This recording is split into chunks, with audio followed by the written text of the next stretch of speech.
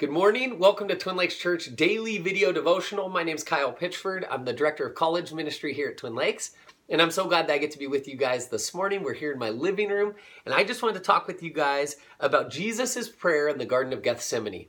Now, this past weekend, Pastor Mark Spurlock did a great job at talking about this part of Scripture and Jesus' interaction with his disciples and his arrest in the garden, but I just want to hone in on just that prayer.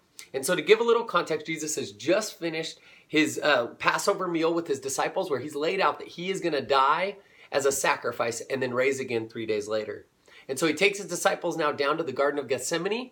He takes Peter, James, and John inside the garden, tells them to keep watch and to pray as he goes and spends time with God the Father. And this is what it says in verse 35 of Mark 14. In 35 and 36, it says, "Going a little farther, he fell on the ground and he prayed that if it was possible, the hour may pass from him. 'Abba, Father,' he said, 'everything is possible for you.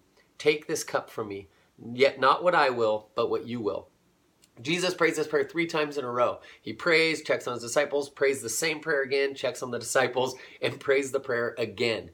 And what I love about this is we know that Jesus was kind of in this moment of emotional turmoil. In verse 34, Jesus actually says, "My soul is overwhelmed with sorrow to the point of death."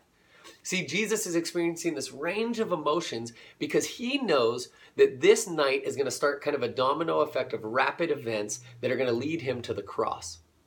So Jesus, in his full submission to God the Father, comes before him in prayer. And he's honest about it. He says, "God, if there's any other way, let this pass." But yet Jesus ends the prayer by saying, "But not what I will, but what you will." After praying the prayer 3 times, Judas Iscariot and the soldiers come to arrest Jesus, and we see Jesus not only praying for the will of God, but actually living it out in obedience by giving himself up to the officials to be arrested. He knows what that means, but he just prayed that prayer and said, "But I do want to submit to your will, God," and then his actions follow that. Now, this is good news for you and me because it means that because of that, Jesus is going to the cross. And Jesus' death on the cross was the saving atonement or covering for your sin and my sin.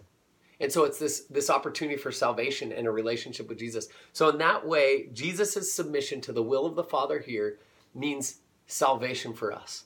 And that is good news. It is the gospel that God loved us so much that he sent Jesus. But this passage also models, I think, for us as believers of how we should live in submission to the will of God. I know often in my life, especially in times of emotional distress, I pray for what I want and for my will. And even those times that I recognize I need to ask for God's will, then living it out in obedience is tough.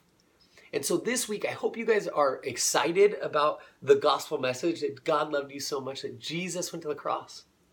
But I also hope that you guys are challenged so that as a body of believers, we can be a people that live in obedience to the will of God, that we honor him as Lord, ruler of our lives.